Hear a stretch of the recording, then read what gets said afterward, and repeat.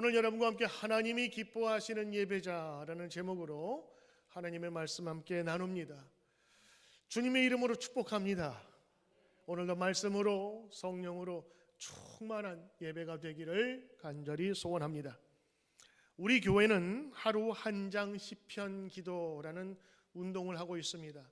우리 상반기에 이미 성경 통독 전교인이 함께 참석해서 참 좋은 성과를 거두고 많은 은혜를 나누었습니다. 그 이후에 우리 방학 동안에라고 할 수 있는 6월, 7월에도 시편 한 장을 읽고 또 말씀을 같이 나누고 기도하는 그런 운동을 지금 계속하고 있는데 많은 성도님들이 참 은혜가 된다라는 생각을 많이 주십니다.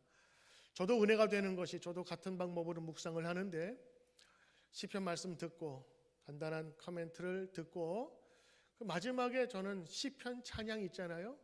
그 시편의 말씀에 맞는 찬양을 듣는데 그 찬양을 쭉 들으면서 때로는 산책하고 아침에 말씀을 들으면 참 마음이 깨끗해지는 것을 느끼면서 은혜가 많이 됩니다. 지난 주간에 묵상했던 시편 가운데 오늘 15장에 있는 말씀이 들어가 있습니다. 우리에게 용기를 주고 그리고 힘을 주었던 말씀들은 대부분 다윗의 지은 시가 많은데 오늘 15장도 다윗의 그런 시와 혹은 고백이 되겠습니다. 오늘 그 내용은 과연 누가 하나님 앞에 나아가 예배할 수 있겠습니까? 누가 하나님 앞에 설 만한 자입니까? 라고 물어보는 겁니다. 오늘 이 시간 예배 드리러 오신 여러분, 오늘 여러분들이 이쁜 옷을 입고 화장을 하고 정장을 하고 누구 만나러 오셨습니까? 하나님 만나러 온 거죠. 그리고 오늘 여러분이 이 시간 하나님 만나기 위해서 하나님이 제일 기뻐하는 모습으로 오신 줄 믿습니다. 자, 오늘 우리 모든 예배자들에게 오늘 묻는 그런 질문이 있어요. 다윗의 질문입니다. 과연 누가 주의 장막에 주의 성산에 거할 자가 누구입니까? 라고 하는 겁니다. 하나님께 나아가는 자는 과연 어떤 예배를 준비해야 할까요? 시편 15장은 1절에 그 질문으로 시작하고 2절에서 5절까지 그 대답을 줍니다. 그리고 마지막에는 다윗이 체득한 확신을 이야기하죠. 여러분, 하나님이 정하신 규례와 율법 가운데는 반드시 이스라엘 성일은 1년에 3번은 예루살렘에 방문해야 했습니다. 그리고 제사를 드려야 했어요. 이게 율법입니다. 여러분, 율법에 많은 이야기들이 있지만 절기를 지키는 것이 그 중에 가장 중요한 율법 중에 하나입니다. 절기를 통하여서 하나님의 은혜를 기억하는 법을 배웠거든요. 이 3가지 꼭 지켜야 할 절기가 있는데 하나가 유월절, 그들의 조상을 애굽 땅 종되었던 곳에서 해방시킨 그날, 지금 말하면 광복절, 독립기념일 같은 날입니다. 그리고 맥추절, 77절이라고도 하는데 우리에게 먹을 곡식을 허락하신 하나님, 그리고 마지막에는 장막절, 수장절, 추수감사절과 같은 그런 절기인데 곡식을 풍성하게 거둔 그 하나님의 은혜를 감사드리면서 절기를 지키는 거예요. 자, 이 3번 예루살렘에 방문을 하는데 성전에 들어가기 전에 제사장이 먼저 모든 사람들을 만납니다. 그리고 제사장이 제사 드리러 오는 사람에게 이 질문을 합니다. 시편 15장에 있는 1절입니다. 주의 장막에 머무를 자 누구오며 주의 성산에 사는 자 누구오리까? 이것을 질문하게 한 다음에 나오는 2절부터 5절 그 내용을 쪼개면 10가지의 내용을 질문을 합니다. 그러면서 이런 조건을 다 갖추었습니다 라고 하면서 그 사람을 성전에 들여보내는데 성전에 들어가는 자들이 이 시를 외우게 했고 또 잘 외우는지를 검토하고 성전에 들여보냈습니다. 그러니까 오늘 이것은 1대1 인터뷰라고 볼 수도 있고 예배드리는 자들이 꼭 숙지해야 될, 반드시 가져야 될 예절이기도 했습니다. 다윗은 스스로 묻습니다. 여호와여, 하나님이여, 주의 장막에 머무를 자 누구고 주의 성산에 사는 자 누구오리이까? 오늘 여러분 여기에 나오는 장막은 지금 말하면 텐트입니다. 홀리 텐트, 성막이라고 부르죠. 왜냐하면 그 성막 안에 하나님 궤가 있었거든요. 그리고 그 장막 위로 하나님의 임재가 나타났었어요. 그리고 성산은 거룩할 성, 매산자, 그래서 거룩한 산, 시온산을 얘기하는데 그 시온산에 하나님의 장막이 있었고 솔로몬 이후에 그곳에 성전이 건축되었죠. 그러니까 장막 혹은 성산이라고 하는 것은 어느 지명이 아니라 하나님의 임재가 있는 곳이라고 하는 그런 뜻입니다. 그러니까 여기는 거주지에 대한 얘기가 아니라 하나님의 임재, 하나님의 그 나타나심이 있는 곳에 설 자가 누구입니까? 라고 하나님께 묻는 거예요. 그러면서 오늘 하나님 앞에 임재 앞에 서는 사람의 10가지의 덕목을 우리에게 알려줍니다. 자, 우리가 이 말씀은 과거에 하나님의 백성에게 주신 말씀이라면 지금 하나님의 백성으로서 예배드리는 우리에게도 동일한 질문이 될 것입니다.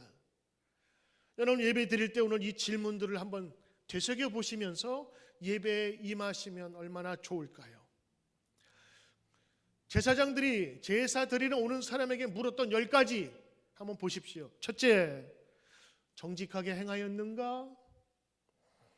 여기에서 정직하다라는 말은 흠없다, 완전하고 퍼펙트하다라는 그런 뜻보다는 영어 성경에 이렇게 되어 있더라고요. NIV에 blameless, 비난받을 만한 것이 없게 활동하였는가라고 하는 겁니다.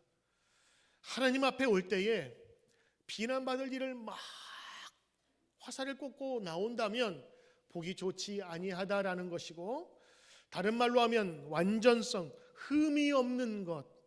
그래서 하나님께서 좋아하시는 것이 예물도 흠이 없는 것, 짐승도 절거나 병들었거나 뭐 털이 빠졌거나 눈이 없거나 이런 게 아니라 온전한 것을 좋아하셨어요. 그래서 여기서 말하는 것은 내 자신이 한 주간 살아가면서, 절기 동안에 살아가면서 정직하였는가, 성실하였는가를 묻는 것입니다. 두 번째 묻는 질문이 있습니다. 당신은 공의를 실천하였습니까? 여기 공의는요, 우리가 생각하는 정의, 사회 구현, 이런 사회적인 정의가 아니라 성경의 righteous, 의롭다라는 건데, 이 의롭다는 표현은 성경에서 하나님 앞에서 얼마나 좋은 관계를 맺었는가, 그리고 하나님이 얼마나 인정하시는가를 이야기하는 거예요. 그래서 이 의롭다 하는 그런 말을 들은 사람이 있지요. 여러분, 노아가 그 말을 들었어요. 이 사람은 당대 의로운 사람이라. 세상이 뭐라 할지라도 죄악의 세상에 속지 아니하고 하나님 편에 온전히 선 사람이다. 그래서 righteous. 요셉이라는 사람이 있습니다. 예수님의 아버지인데 그 사람도 의로운 자라, 그렇게 표현되어 있어요. 이 사람도 하나님의 말씀을 잘 지키려고 노력하며 살았던 사람. 그래서 그 의롭다 하는 것이 하나님 앞에서의 열심히 살려고 노력하는 그런 사람이라고 하는 거죠. 이 말은 뭐예요? 내 중심이 아니라 하나님 중심으로 살았다라고 하는 것입니다. 여러분, 하나님 앞에 나올 때 우리의 것을 내려놓는다 그러죠. 그래서 모세를 만났을 때 하나님께서 뭐라고 그러셨냐면 내 신발을 벗어라. 신발을 벗어라. 하나님 앞에서 너의 것을 내려놓으라고 하는 거예요. 사도 바울은 이것을 뭐라고 표현했냐면 내가 십자가에 예수님과 함께 죽었습니다.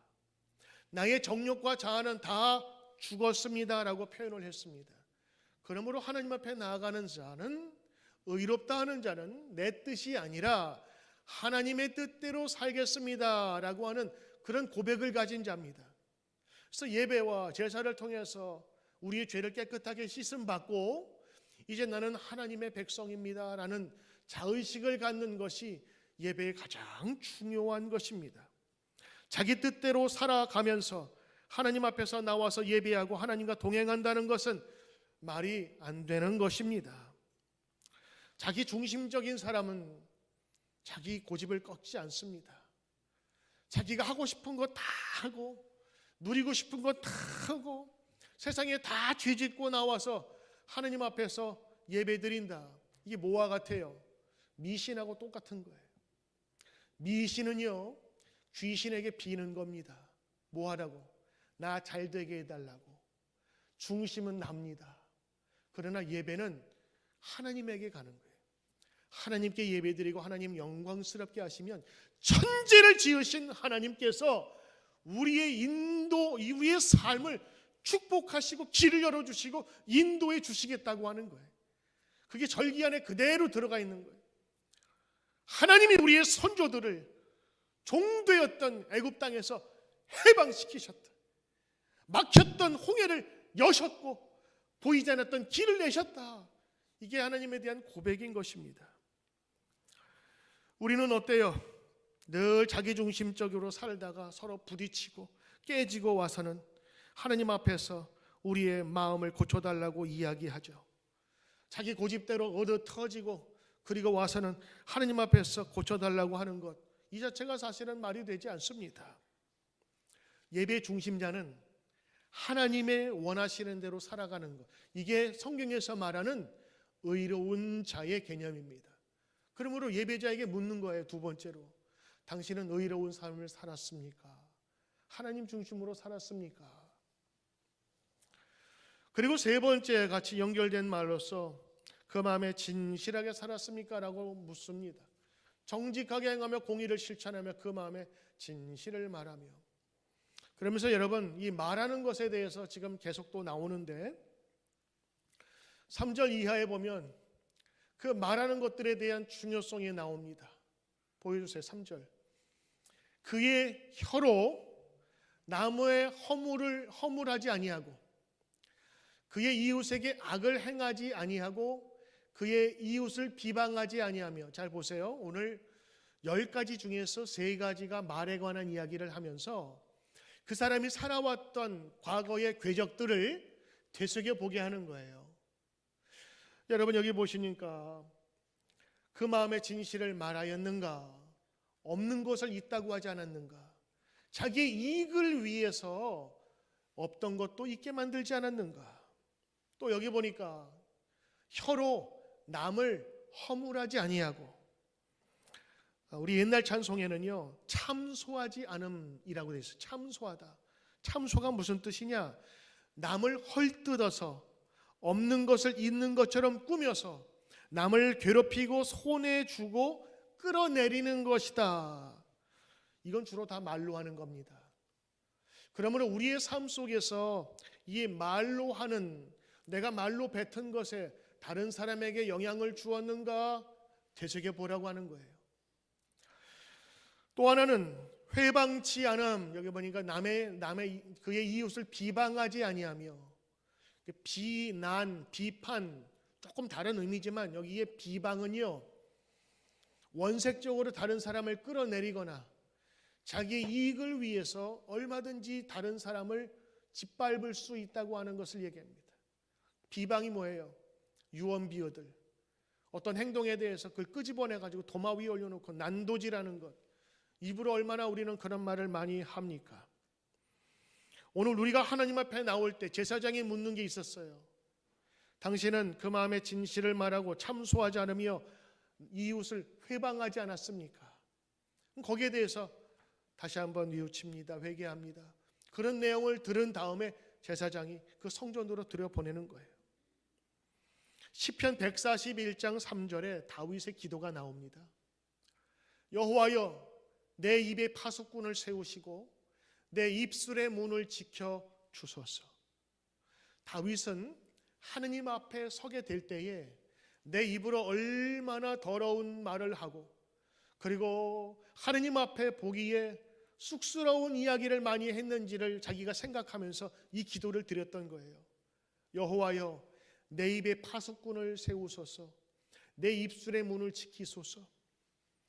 여러분, 내 입술에 파수꾼입니다. 지금 말하면 호위 경찰관들이에요. 그 경찰관들이 문 앞을 지키고 있으면 아무나 들어올 수 있겠냐고요. 신분증 제시해야죠. 적당한 사람만 들어가야 하지요. 긴급한 상황이라면 또 아무나 들어갈 수 없지요. 그래서 거기에 파수꾼, 경찰을 세워달라고 하는 겁니다. 내 말이 아무 얘기나 나오지 못하도록.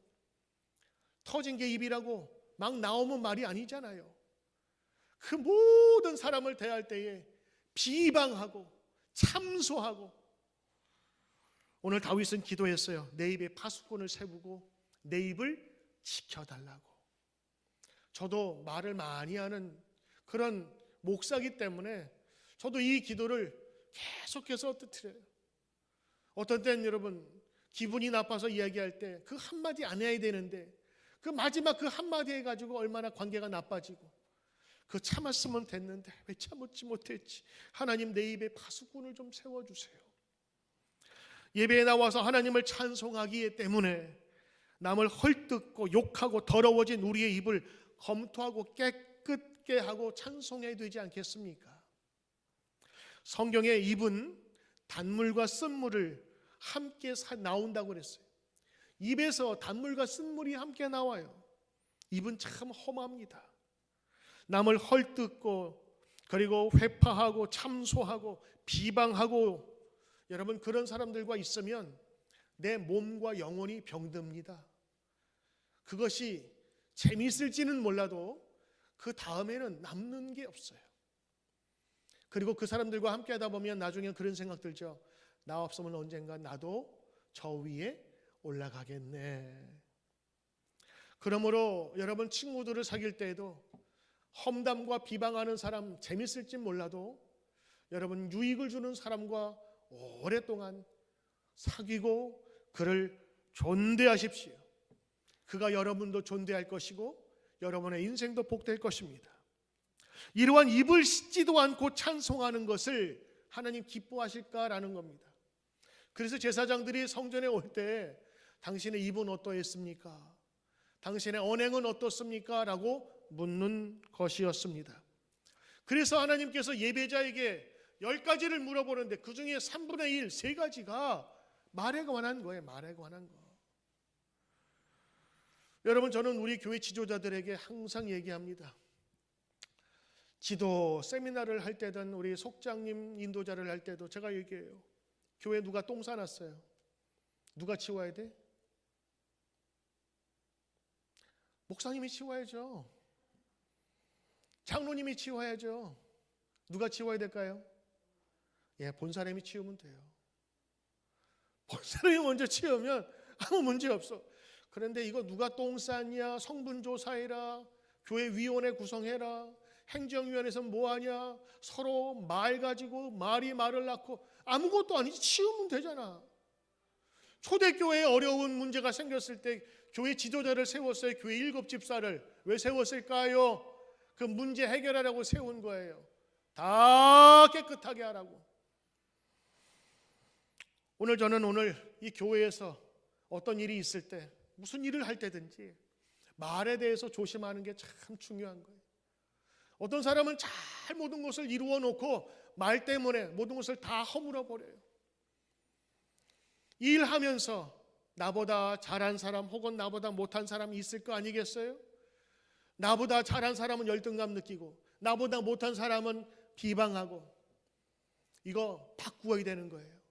나보다 못한 사람은 존경해주고 끌어주고 나보다 잘한 사람은 존경해주고, 이게 교회의 성도의 덕입니다. 예수 믿는 자들은 입을 조심해야 됩니다. 마음에 들지 않는 것이 있을 때 함부로 입에 뱉는 것이 없는가 살펴보아야 됩니다. 교회 리더들은 입을 조심해야 돼요. 그들의 말 한마디가 없는 것도 그렇게 있게 만들어 보입니다. 대통령의 입과 말이 개인이 아니듯 교회의 직분자의 말과 언행은 개인의 것이 아닙니다. 성도의 입과 그리고 원행은 믿지 않는 사람에게 어떤 영향을 주는지 우리는 생각해야 하는 것입니다. 우리 감리교회상 권사님들은 15명에서 1명 뽑게 돼 있어요. 장로님들은 30명 중에 1명 뽑게 돼 있어요. 이게 왜 그런 줄 아세요? 그 사람의 입이 15명을 대신하고 30명을 대신하기 때문에 그런 거예요. 장로님이 말하면 30명이 영향받는다는 거예요. 그래서 좋은 얘기 뿌리면 좋은 씨앗이 나가지만 나쁘고 악한 얘기가 나가면 30명을 물들 수 있다고 하는 겁니다. 그러므로 여러분, 우리의 입술을 잘 관리해야 합니다. 하나님은 하나님의 백성이 내뱉은 말을 들으십니다. 기도만 듣는 게 아니에요. 그리고 그대로 행하십니다. 출애굽기 보니까 백성들이 새로운 땅에 정탐꾼을 보내서 그들의 이야기를 들었는데 10명이 나쁘게 얘기를 한 거예요. 그 얘기를 듣고 우리를 죽이려 하느냐? 하나님이 우리를 정말로 정말 사랑하는 게 아니라 우리를 죽이려고 나왔다. 차라리 죽는 게 낫다. 그랬더니 하나님이 그 들으시고 뭐라고 그러셨어요? 그래? 네 말대로 해줄게. 그래서 여러분, 성경 보면요, 가나안 땅에 들어갔지만 1세대는 다 죽었어요. 광야에서 약속의 땅 못 들어갔어요. 그 2세들이 들어간 거예요. 여러분, 말에 씨가 된다 그러죠. 성경에서도 우리의 말씀을 하나님이 들으시는, 그래서 성도의 입은 기쁜 일, 좋은 일들, 격려하는 일들을 하는 것이 정말 필요한 겁니다. 여러분, 이건 말에도 언행에도 습관이 있어요. 그렇죠? 어떤 사람은 항상 이런 분이 계시고, 어떤 사람은 아따라고 먼저 나오고, 이 말에 대해서 자기의 그 언행과 톤과 습관이 있단 말이에요. 근데 어떤 사람은 항상 얘기할 때 부정적인 것부터 얘기하는 분이 있어요. 어떤 사람은 좋은 얘기부터 하는 분이 있어요. 여러분, 누구하고 사귀고 싶으세요? 예배를 준비하는 자들만이 아니라 예배에 참석할 때 우리 스스로 물어야 합니다. 다른 이들을 비난하지 않게 하소서. 다른 사람들을 헐뜯지 않게 하소서. 성도들은 교회 목사를 비방하지 않게 하소서. 어렵거나 불편한 것이 있으면 덮어주게 하소서. 교회 성도들을 깎아내리지 않게 하소서. 스스로 점검해야 할 건 10가지 중에 3가지가 말에 관한 것이라면 여러분, 얼마나 중요한 것이겠습니까? 제사 드리러 올 때 스스로 물은 것, 하나님이 기뻐하시는 제사를 드리러 올 때에 물어봐야 되는 것 중에 하나가 우리의 언행이라고 하는 것입니다. 그 중에 이제 여러분 7번째, 8번째가 이제 성도와 사람에 관한 일반적인 세상에 사는 과정에서의 얘기를 묻는 겁니다. 7번째, 망령된 자를 멸시하라. 이거 보니까 그의 눈은 망령된 자를 멸시하며 여호와를 두려워한 자들을 존대하라. 7번째, 망령된 자가 뭐냐? 하나님 없다고 하는 자, 하나님 없이 사는 자를 이야기하는 거예요. 그러면 여러분, 세상에 살 때 우리가 믿지 않는 사람과 만나지 않을 수 없지만, 그러나 영향받지 않도록 우리가 주의해야 되는 거예요. 영향을 받을 수 있지만 내가 스스로 지키는 거예요. 하나님 없이 사는 사람 망령되이 일컫는다라고 얘기를 하고 있어요. 또한 그와 반면에 존대할 자가 누구냐? 여기 보니까 하나님을 두려워하는 자들을 존대하라. 리스펙트하고 그를 팔로우, 따르고, 그래서 하나님을 잘 섬기는 자들을 친구로 두는 사람들은 참 복돼요. 왜? 내가 어려울 때 상담할 수 있고 얘기할 수 있고 나를 위해서 기도해 줄 수 있는 사람들이 있기 때문에. 사도 바울은 그래서 뭐라고 그랬냐면 사랑에 빚을 지라라고 그랬어요. 이건 성도들만이 할 수 있는 거예요. 성도들은 서로 빚을 주어요. 그리고 빚을 받아요. 우리 교회 어떤 집사님은 수술 후에 참 마음이 힘들고 아팠는데 그를 향해서 기도해 주는 여러 문자들을 받으면서 새 힘을 얻었대. 너무 고마워하는 거예요. 여러분, 세상 살아보세요. 여러분을 진심으로 사랑하는 사람이 몇 사람이나 되는지. 친한 친구가 여러분을 사랑할까요? 혹시 모르게 질투하진 않을까요? 세상에 나를 사랑해 주는 사람은 사실 부모밖에 없다고 생각해요. 제가 살아보니까 저 여동생이 있는데 저 여동생 기도한다고 해도 정말로 내 자식만큼 못한 것 같아. 다른 사람을 위해서 사랑한다고 서로 우애를 갖고 한다지만 여러분이 하나님이 우리를 사랑하는 것만큼 사랑하실까? 적어도 성도의 교제는 이런 친밀함이 있어요. 오늘 보니까 여호와를 두려워하는 자, 하나님 잘 믿는 사람이거든요. 그 사람을 존대하고 잘 섬기라고, 그러면 여러분에게 유익이 있다고. 나는 과연 세상에서 이 예배드리러 오기 전에 내 사회생활에서 내 만나는 사람을 잘 정리하였는가라고 묻는 겁니다. 오늘 말씀 보니까 그 눈은 망령된 자를 멸시하고 여호와를 두려워하는 자를 존대하라. 사람이 이렇게 살기 때문에 그것을 분별할 수 있는 지혜가 있어야 된다고 하는 것입니다. 하나님 편에서 하나님의 뜻으로 살았는가를 물어보는 거예요. 그 다음에 5절에 보니까 이렇게 묻습니다. 사회생활하면서 경제생활을 하면서 당신 이자를 받았습니까? 물어보는 거예요. 여러분 이거를 좀 잘 해석해야 합니다. 지금의 경제 상황과는 좀 맞지 않기 때문에 그래요. 우리 자본주의 사회에 살고 있어요. 그리고 은행이라는 시스템이 있습니다. 돈을 맡기면 거기서 이자를 자기들이 사업을 해서 불려서 주는 거예요. 근데 이 당시에는 뭐 이자라는 것이 할 수 있는 은행이 없었지 않습니까? 그러니까 여기서 말하는 거는 이자 받지 말라라는 개념보다는 그 당시에 곡식이나 돈을 꾸는 사람은 누구냐면 가난한 사람들이 꾸는 거예요. 흉년이 들었을 때에 먹고 살 일이 없어서 가난한 자들이 부자에게 가서 곡식을 꾼단 말이에요. 그러면 나중에 농사지어서 거기에 조금 이자를 붙여야 되는데, 여러분 옛날에 정부에서 국가에서 정한 법이 없기 때문에 악덕업자들이나 악한 부자들은요 그 소 빌려준 거에 2배를 갚게 하거나 3배를 갚게 했어요. 그러니 그 가난한 자들이 얼마나 힘들게 살았겠습니까? 그러니까 여기서 말하는 건 뭐냐, 이자에 관한 얘기를 하는 게 아니라 그 당시 어려운 사람이 그것을 빌리러 오면 거기에 무거운 이자를 물리지 말고, 특별히 그 동족 이스라엘 백성들, 자기 그 백성들의 어려운 사람들의 그 아픔을 더 가중시키지 말라라고 하는 거예요.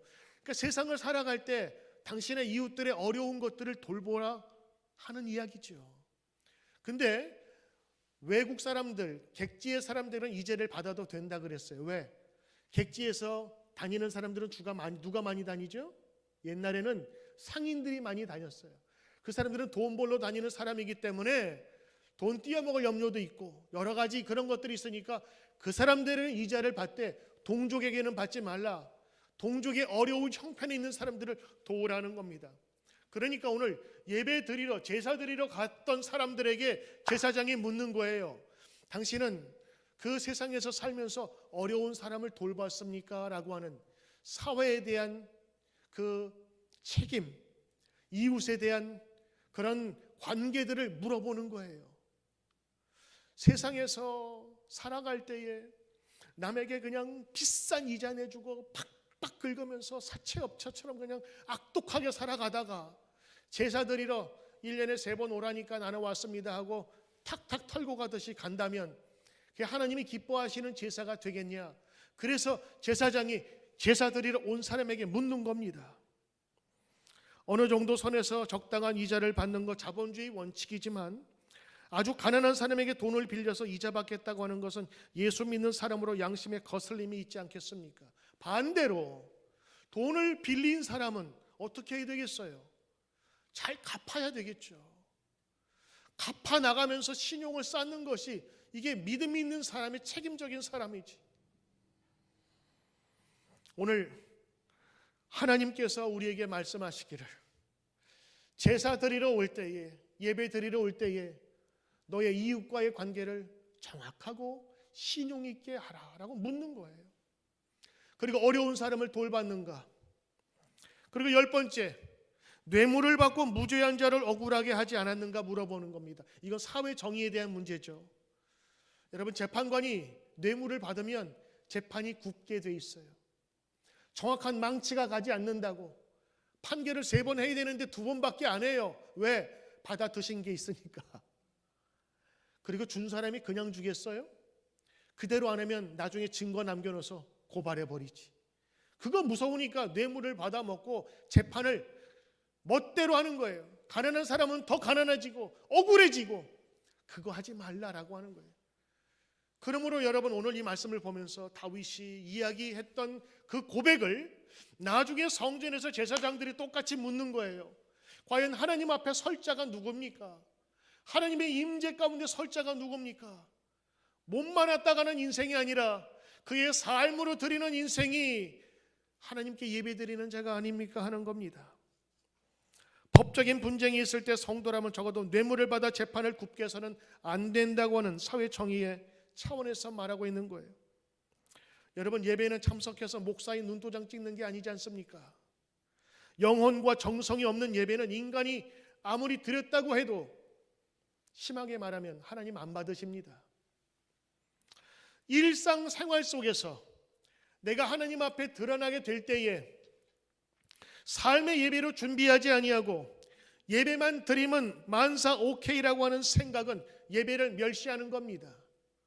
여러분, 이런 생각은 옛날 부적 같고 나쁜 일 다 하면서 팬티 속에 부적 집어넣으면 잘 살고 보호받겠다는 그런 욕심과 뭐가 다르겠습니까? 예배는 나를 위해서 드리는 겁니까? 궁극적으로는 맞아요. 예배 드리면서 내가 복되게 되니까. 그러나 예배는 나를 위해 드리는 게 아니라 하나님의 영광을 위해 드리는 겁니다. 할렐루야. 하나님께 예배 드리면 하나님이 내 길 열어주시는 것, 이건 차원이 달라요. 미신은 뭐죠? 돈 들고 재물 들고 가가지고 나한테 복 빌어달라고 요청하는 겁니다. 귀신이 나를 해하지 못하게 구술하는 겁니다. 구술 3박 4일 동안 계속 추면요, 귀신이 혼이 빠져가지고 정신없이 나간다는 거예요. 그래서 굿하는 거야. 그런데 미신은 자기 위해서 가는 거예요. 근데 성도는 다르죠. 하나님 위해서, 창조주시여 우리 인생을 만드신 전능하신 하나님께 나가는 거예요. 그분을 영화롭게 하고 그분을 기억했더니 하나님께서 우리에게 더 큰 은혜를 주시더라. 할렐루야. 하나님이 기뻐하실 만한 예배를 그래서 드려야 하는 겁니다. 하나님 없는 예배가 존재합니까? 오늘 검토한 10가지의 내용은 제사장들이 성전에 올라오는 사람들에게 외우게 했고, 그리고 그 사람들에게 스스로 질문하게 했던 것이라고 말씀드렸습니다. 그렇다면 오늘 우리에게도 비추어 봐야겠죠. 특별히 10가지의 이 모든 것들은 너 성경 얼마나 봤니? 성경 얼마나 암송했니? 기도 몇 시간 했니? 너 방언으로 기도했니? 이런 거 묻는 거 아니에요. 내가 하나님 앞에서 교회에서나 성전에서나 내 집에서나 사회생활 할 때에 하나님의 중심으로 살았는가를 스스로 물어보는 겁니다. 그러므로 오늘 10가지는 하나님을 경배하고 사랑하는 자의 삶의 열매가 어떠한가를 보는 거예요. 예수 믿는 사람은 예수 그리스도의 공로로 하나님 앞에 특별히 드나들 수 있는 특권을 가진 왕 같은 제사장이라 우리는 부름받았습니다. 여러분, 제사장은 그 믿음으로 안수받고 많은 사람의 죄를 하나님께 나가게 하는 거예요. 믿음을 가지면 우리는 하나님께 얼마든지 나아가서 예배할 수 있고 그리고 구할 수 있습니다. 근데 우리가 묻지요. 믿기만 하면 되는 것인가? 믿음은 반드시 열매가 따릅니다. 여러분, 이런 우리가 알 수 있는 좋은 식물은, 좋은 과실은 반드시 열매를 맺게 되어 있습니다. 너희가 과실을 많이 맺으면 내 아버지께서 영광을 받으실 것이요. 이 과실은 과수원지기에게 하는 말이 아닙니다. 우리에게 주시는 말씀에 너의 열매가 어디에 있느냐? 너의 언행과 너의 행실로 인한 열매가 반드시 맺어지거든요. 그것이 평판이든 그 사람에 대한 사회적인 지위든. 믿음이 무엇인가? 믿음을 가지고 예배한다는 건 무슨 말인가? 여러분, 믿음을 가진 자들은 하나님께서 기뻐하시는 인격과 행동에서 나온 열매를 가지고 하나님께 영광을 돌려야 합니다. 그러므로 우리는 열매를 따져보고 하나님께 들어가야 된다고 하는 거예요. 오늘 여기에 있는 모습은 보세요. 신앙적인 것보다 자기 삶 속에서 주어진 것들이 많이 있잖아요. 예배를 올 때마다 나를 검토하고 나의 믿음이 잘 안 보이면 먼저 회개하고 예배 드려야 합니다. 이러한 일을 행하는 자에게는 하나님께서 주시는 복이 있어요. 이건 다윗의 고백이며 선언이며 확신입니다. 5절 이런 말씀. 이런 일을 행하는 자는 영원히 흔들리지 아니하리이다. 그의 영원히 삶이 흔들리지 아니하리이다. 왜? 하나님 앞에 갈 때에 1시간 예배 드리고 오는 것이 아니라 나의 전 인생 속에서 들어야 될 것을 찾는 사람이기 때문입니다. 세상에서 내가 진정한 그리스도인이라고 분명하게 말할 수 있는 확실한 증거는 바로 열매로 삶을 증거하는 겁니다. 그렇지 않겠어요, 여러분? 삶으로 증명되는 것이 진짜입니다. 성경은 마태복음 12장 33절에 이렇게 말합니다. 그 열매로 나무를 아느니라. 나무도 좋고 열매도 좋다 하든지, 나무도 좋지 않고 열매도 좋지 않다 하든지 하라. 그 열매로 나무를 아느니라. 하나님은 우리가 얼마나 화려한 꽃을 피웠는가를 묻지 않으세요. 얼마나 우리가 삶을 통해 맺은 열매가 있는가 말씀하고 있는 겁니다. 성경에 밑줄 긋는 것도 중요합니다. 그러나 여러분의 삶에 밑줄 긋는 것은 더 중요합니다. 믿음과 행함에 대한 예수님의 가르침은 어렵지 않습니다. 오늘 저는 여러분에게 믿음이 먼저냐, 행함이 먼저냐 이거 얘기하는 게 아니에요. 믿음이 먼저입니다. 믿음이 중요합니다. 그러나 바르게 믿는 사람들은요, 반드시 열매가 맺히게 되어 있습니다. 좋은 땅, 튼실한 씨앗, 그리고 좋은 햇볕, 매일매일 주는 물이 있으면 이 식물은 자라게 되어 있습니다. 그리고 거기에 합당한 열매를 맺습니다. 믿음은 나무고 행함은 그 열매입니다. 믿음은 또 그 열매, 행함을 통해 진리를 알 수 있다고 마태복음에서 말씀합니다. 예수님이 선포한 하나님 나라는 간단해요. 예수님을 믿는다면 예수님이 선포한 말씀도 믿어야겠죠. 예수님 말씀하십니다. 믿으면 믿음대로 행하고 그에 합당한 좋은 열매를 맺는다. 예수님의 압축입니다. 내가 죄를 사하였느냐? 가라. 가서 행하라. 다시는 죄 짓지 말라. 예수님께서 고쳐주셨어요. 그리고 가면서 부탁하십니다. 죄 짓지 말라. 가서 행하라. 예수님의 교훈을 어떻게 우리가 받아들이는가는 신앙의 정체성에 대한 중요한 시금석이 됩니다. 삶 혹은 인생, 우리의 행함, 이 모든 것들은 우리의 믿음을 증명하는 강력한 표지이자 리트머스 종이라는 겁니다. 여러분, 우리가 믿음을 측정할 수가 없잖아요. 그 측정할 수 있는 표지가 있단 말이에요. 여러분, 병원 가면 혈압 재죠. 혈압이 얼마나 이게 우리 몸에 중요한지 여러분 혈압부터 재거든요. 그 혈압을 어떻게 좋은지 나쁜지 알아요. 의사분들이 만든 수치가 있어요. 80에서 120, 연세 드신 분들은 90에서 130. 그 압력을 기계로 숫자로 보게 만든 거예요. 여러분이 자동차 가고 갈 때 이게 얼마나 빠른지 모르잖아요. 과학자들이 만들었어요. 이것을 숫자로 보게끔. 근데 믿음을 숫자로 나타낼 수가 없어요. 그런데 볼 수 있는 방법이 있습니다. 열매가 있다고 하는 거예요. 믿음에 만약에 열매가 없다고 하는, 그 열매로의 게이지가 없으면 우리는 그 믿음을 측정할 수가 없다고 하는 겁니다. 오늘 야고보서 2장 18절에 뭐라고 말씀하시느냐? 너는 믿음이 있고 나는 행함이 있으니 행함이 없는 내 믿음을 나에게 보이라. 나는 행함으로 나의 믿음을 너에게 보이겠노라. 야고보 사도는 예루살렘 초대 총독과 같은 그런 아주 영적인 지도자였습니다. 그런데 그분이 입으로만 살아가는 사두개파 혹은 율법학자들의 모습을 보면서 이런 얘기를 한 거예요. 너는 믿음이 있느냐? 그렇다면 나의 믿음을 보여달라. 나는 행함으로 나의 믿음을 보이겠노라. 야고보서의 교훈은 참 믿음이 어떤 것인지를 가르쳐주죠. 참 믿음이 나중에 그 본질을 상실하게 되면 희석화돼요. 원액이 묽어진단 말입니다. 그리고 화석화돼요. 굳어져요. 그리고 변질됩니다. 죽은 교리와 화석화된 종교로 얼마든지 믿음이 변질될 수 있으면 기독교 역사를 통해서 보면 얼마든지 알 수 있어요. 야고보서 2장 14절과 17절 말씀을 요약한다면 행함이 없는 믿음은 죽은 것이고 죽은 믿음은 영혼을 구원할 수 없다라고 하는 거예요. 이건 여러분 구원에 관한 얘기가 아닙니다. 여러분이 행함이 좀 적어도 구원받은 자로서 살 수 있어요. 그러나 그런 믿음은 죽은 이들 영혼을 구하기가 힘들어요.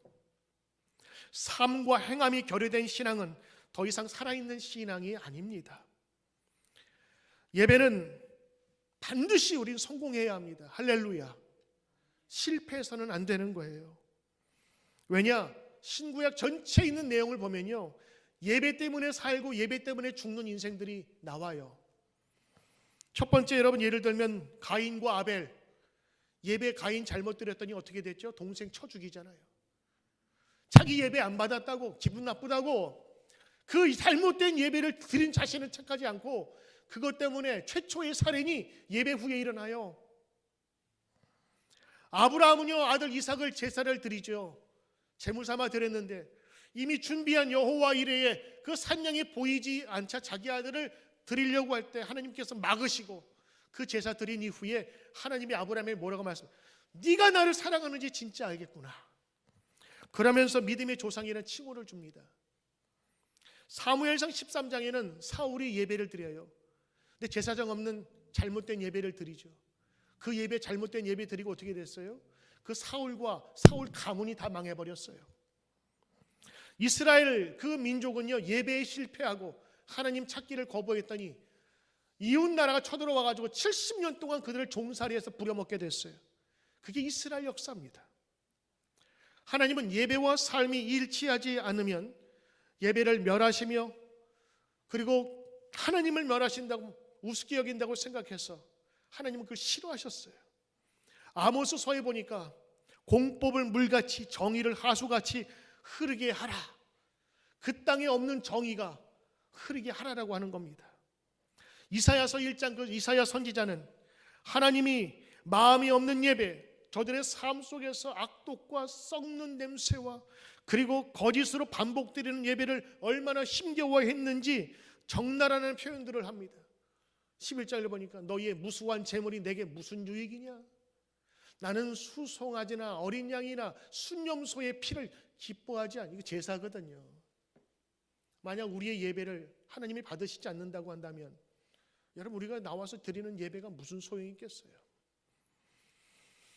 11절에서 14절 말씀을 요약하니까 이런 말씀이 돼요. 지겹다, 가증하다, 싫다, 역겹다, 더 이상 볼 수가 없다, 견딜 수가 없다, 찜이 된다, 지쳤다, 더 이상 너희들 예배 내가 받기 싫다.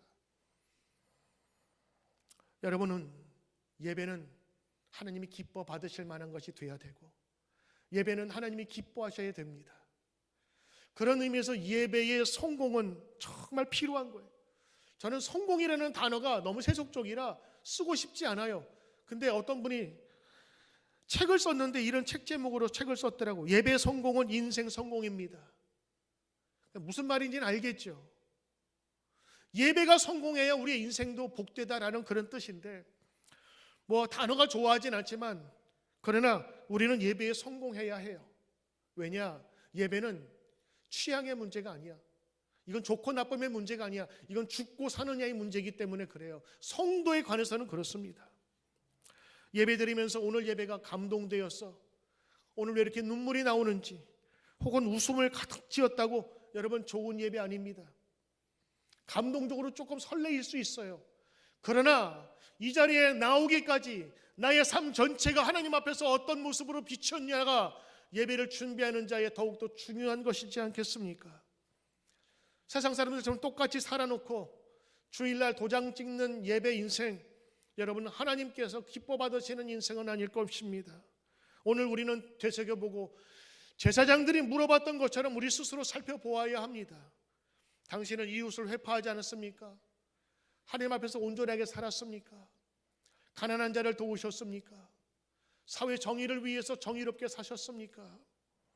그리고 오늘 이웃에 대해서 참소하면서 내 말을 함부로 흘리지 않았습니까? 오늘 우리는 자신을 돌아보며 드려지는 예배가 되어야 될 것입니다.